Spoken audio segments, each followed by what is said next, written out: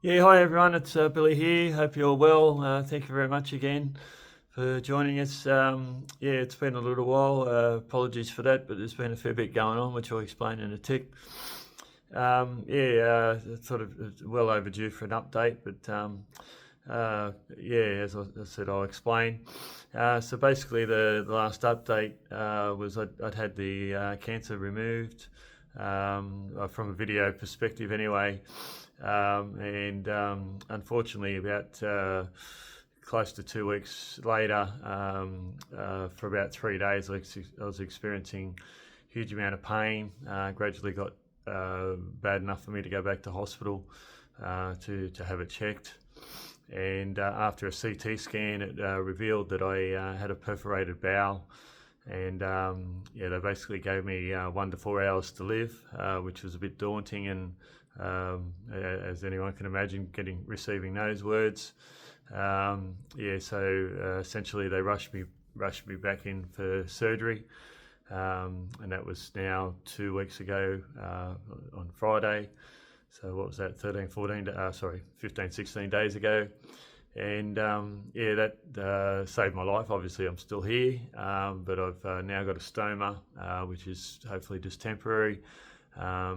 And so that was that. And so I was in hospital, just starting to feel like I was coming good. Felt pretty good. Yeah, definitely a lot better than prior to that operation. Obviously, with the perforated bowel, where they'd had the where they cut the original section out of my bowel, that had come away, and everything was going where it shouldn't be, and it was eventually going to kill me. So that was good news. They got to that, and very fortunate that we got to the hospital when we did. As the surgeon said the next day, otherwise we'd be talking about me in past tense. So very thankful to be alive, and thankful for the team and the surgeons to be able to do what they do. Yeah, just incredible people with incredible skill set. Yeah, very, very, very thankful and full of gratitude. So yeah, essentially we've been in hospital now. That was on the 24th slash 25th, because it was about a 4-hour operation. So it was late at night, and yeah, so next few days was all going well. Stoma started working, and then I've got a fairly big scar down the middle of my stomach now, down near my belly button, and that started weeping. And at first they were not too concerned; it was just a weeping wound. Eventually, that gradually got more and more to the point where it was not quite pouring out, but it was coming out quite regular and consistently, and increased volume. And just based on the colours and everything else, they decided to remove 3 of the staples, and which has obviously left a hole there. They plugged that up, and we're hoping that would work. That didn't, and they took them a little bit longer than what I'd like. The nurses were saying that there's something wrong inside, but eventually they got me down for some more scans, which has revealed some what they call collections. So there's stuff going in there that again shouldn't be. And I've got, I hadn't heard of this term before. It's called a fistula, and I've got 3 of them. A fistula medically is any 2 organs that have abnormally joined together. So essentially, instead of the all our food and byproduct going down through the colon, the colon's part of the bowel has joined with other parts, and then created a little passageways, God bless it, to inside the stomach. So they've literally, I've got one now. I had 2 initially, drains coming out of me. One's still operating as we speak, and we that's getting drained out. And since I discovered the fistulas, we were told what's today, Sunday. I think it was probably Wednesday or Thursday. I can't remember now. But due to that, then it's definitely what they weren't sure where it was coming from, but they've discovered one of the parts with the fistulas. The only way they mend or heal is to be dried out and to be starved of food. So I'm now off food, just on clear liquids as far as water, with sort of nutrients in it, and they're feeding me intravenously, and just as we were looking forward to going home because I was starting to eat again. We were told I was going to be in hospital indefinitely. It's a bit of how long is a piece of string? It is just a waiting game now, just waiting for everything to clean up and drain out of my stomach that doesn't need to be there.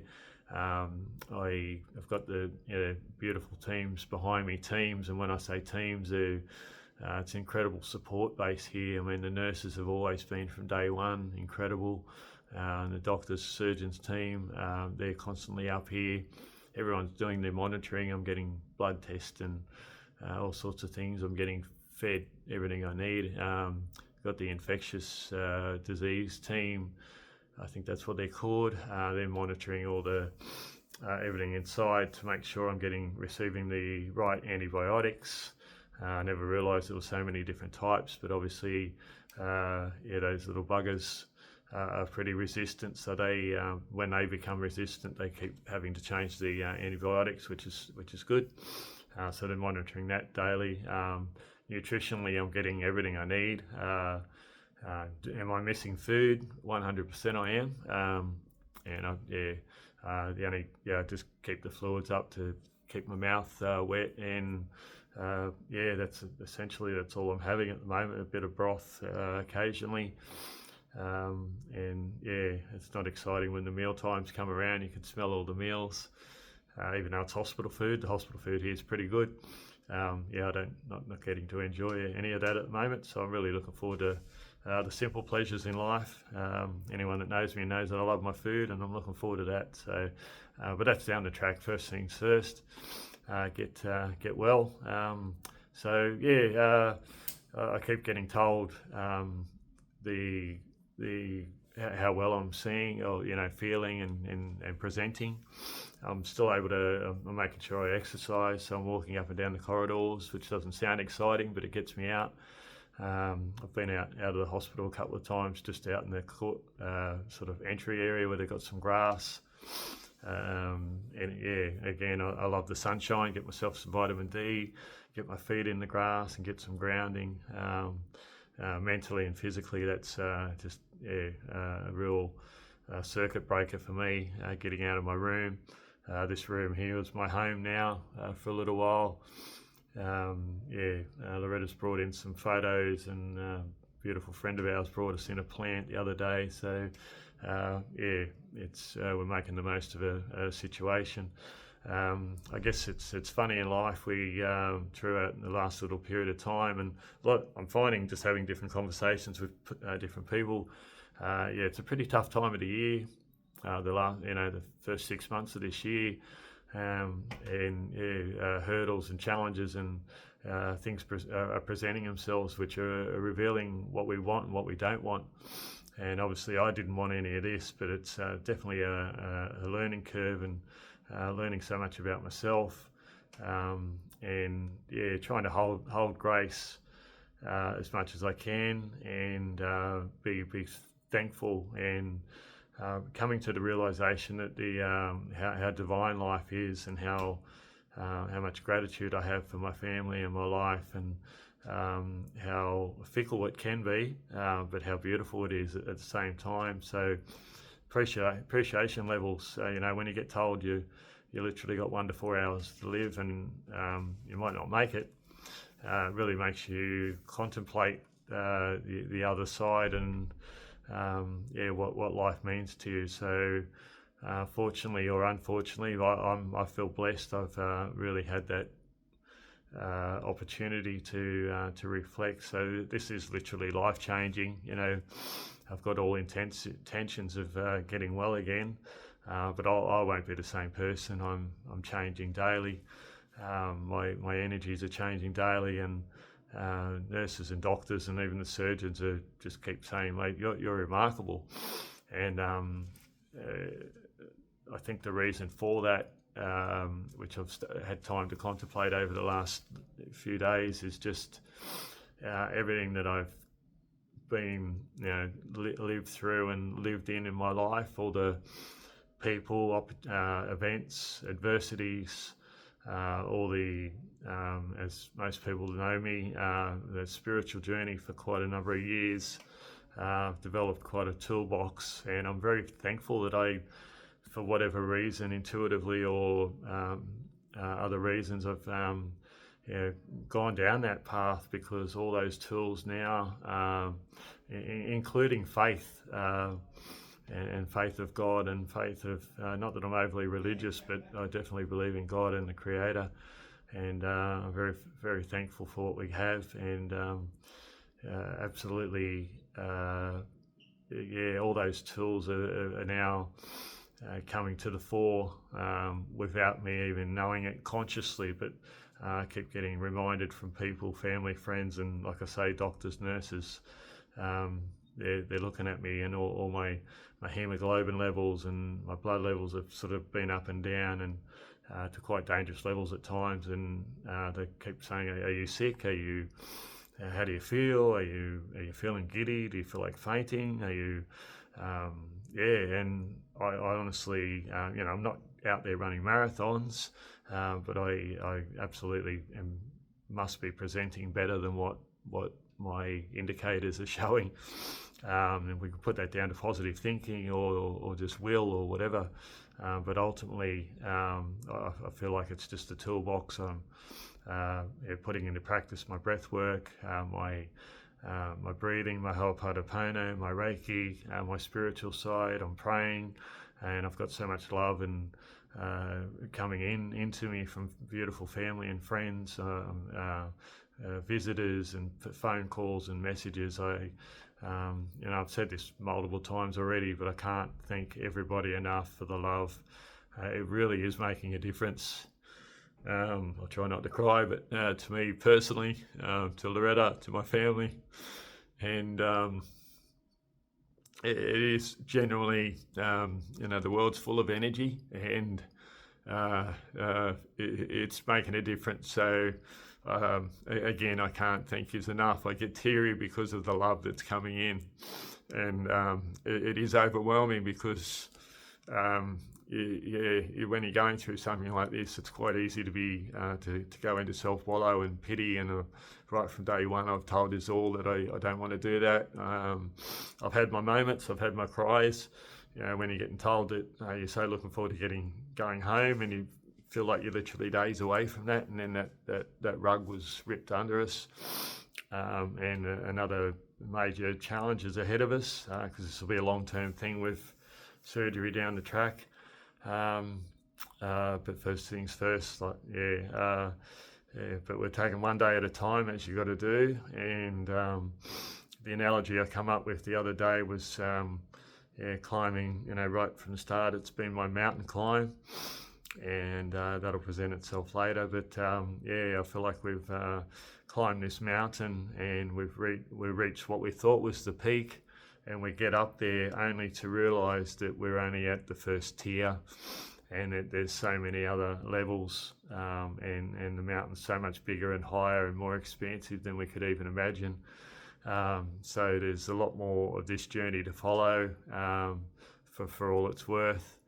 And I'm looking forward to all the learnings, and getting well again and reaching that peak, so I can sit at the top. And with absolute gratitude, which I have, and love for all, I don't know if I'll ever be able to return the favour, for the love that everyone's given me, that I can give that back. But once again, it is emotional for me because it just I just get blown away. I just be me, and from all my past, family, friends, ex-work colleagues, people that I played sport with, or people that I've only known short periods of time. Some of the generosity and the love that's out there, it really puts a lot of faith in humanity, and pumps my tyres up, no end. I'm pretty self-sufficient in that area. I like to think I've got a pretty good toolbox, but it's immeasurable how much more I get lifted each and every moment and each day when I do receive all that. And even if it's not direct messages, I can feel the love. I can feel it all. So once again, thank you very much for your support and encouragement. And I just thought I'd fill you in. And on the surface, not ideal. But at the end of the day, we're going to tackle each day as it comes, and we'll keep moving one step at a time up our mountain. And Loretta's getting really incredible support as well, which I'm very thankful for. And not just from our daughter Jess and her partner Braden, but just all our friends and that. Again, not just me, but from Loretta. Thank you very much. So I'll let you all go. I hope you have a wonderful Sunday, and I'll try to keep us in the loop and update it as much as I can. Much love and gratitude to you all, and I'll update you soon. All right, have a great day. Thank you.